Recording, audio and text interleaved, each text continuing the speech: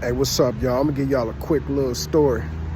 So it was just one young athlete. He was in high school, 11th grade, going into his senior year. New football coach. The coach used to be his teacher his junior year.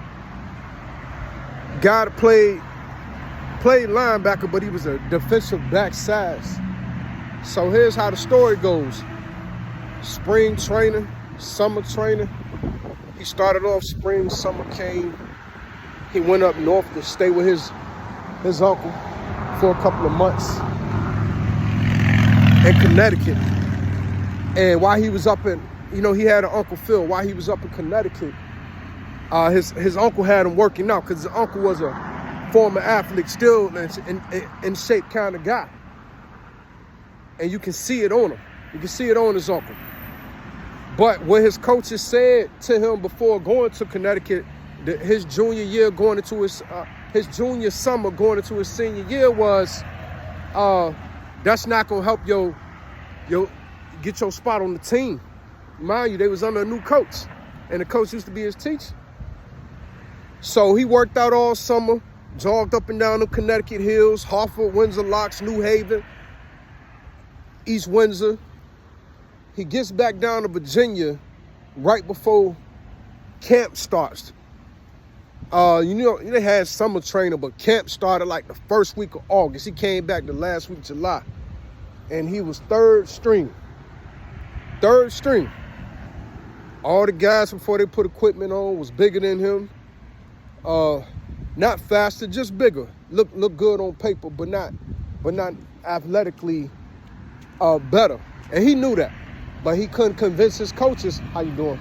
He couldn't convince his coaches because of his size. And in football is a sport where people say size matters. But at the end of the day, athleticism matters. Discipline matters. Hard work matters. And this guy, when he came back from Connecticut, going into his senior year, 3 weeks before the first game, he looking at third string. But he knows that he was better out of the two guys in front of him in his position. What do he do? What can he do? He was $165. The guys in front of him was like 190, 210, 215. And he played linebacker, although he was defensive back size. First game of the season, his high school teams, he's just on special teams. He gets in maybe, they had 2 scrimmages. First scrimmage, he ain't do too well. He was coming off the bench. He didn't miss tackles, but he just didn't do nothing extraordinary. Second scrimmage, he was the man. This guy 165, the coach said, if a sweep comes to your side, you take out that fullback.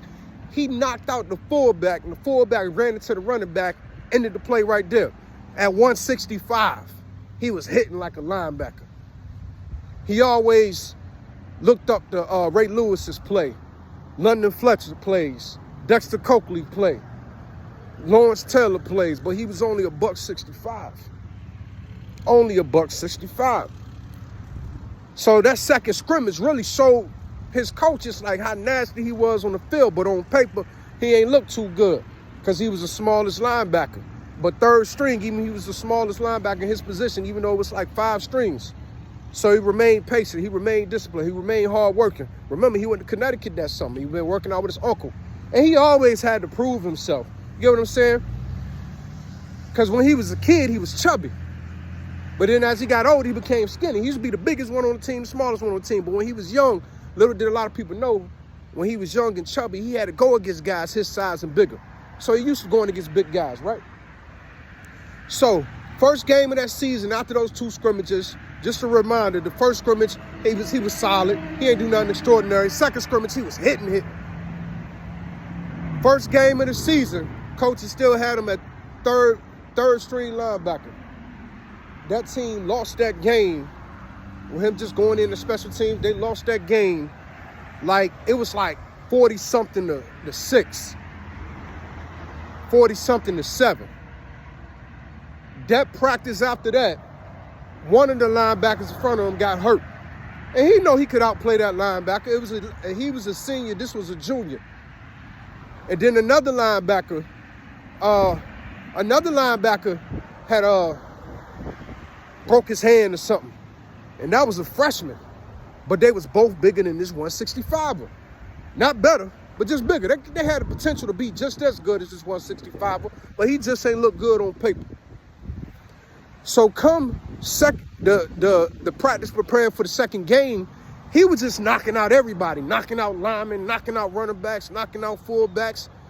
And you know, they tell you keep off the quarterback. He was just giving everybody the business. Coach made him a captain, this 165er, going into this second game. Walked out there on the field for the coin flip. But he wasn't third string going into this second game. He was second string. Second string happened.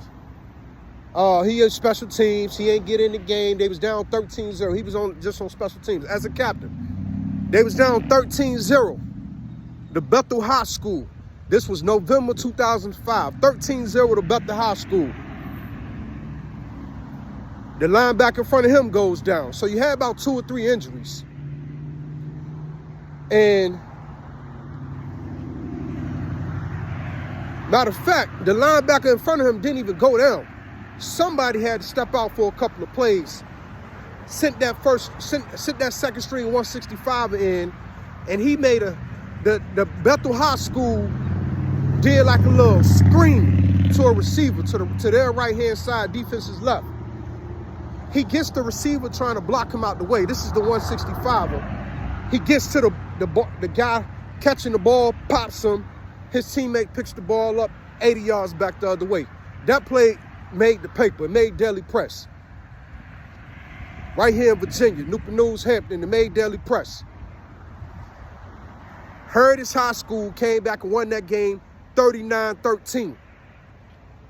From 13-0 down. But the game changer was that play by that 165er that went to Connecticut for the summer, came back, didn't look good on paper, had 2 other guys starting in front of him, and by time week 2, 1 guy still in front of him. And mind you, a few plays later, that 165er had got hit in the gut, had to take a play or 2 out. And then it looked like the game was going to shift again. The score was like 13-13 at the time. His head coach was jumping up. Put 15 in, put 15 in, put 15 in. Guess who 15 was? That 165er. That was me. I've been beating the odds my whole life. When I was chubby, I was moving like a skinny boy. When I was skinny, I was running over big boys. That's always been me. Defining the odds, championing the situation. So if you with me, you with me. And I got a track record. If you with me, good production's gonna happen. So anybody that sees me and you don't get with the program, cause it ain't looking good right now, I ain't the popular one, I ain't the, you know what I'm saying, I ain't in that field, I'm not the first choice. My time coming. But just know that year, when my time came, that Bethel game, when coach was jumping for joy to put me back in the game, after I made that big hit that turned the game over and helped us get towards an even score, and we went on to win that game, I got back in and I dominated. I started the next couple of games until I got hurt myself.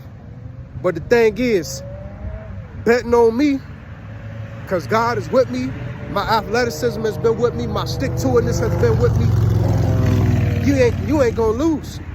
You're not gonna lose. That's all I want to say to somebody who's feeling discouraged today. You already know what you're destined for. You just gotta wait your turn.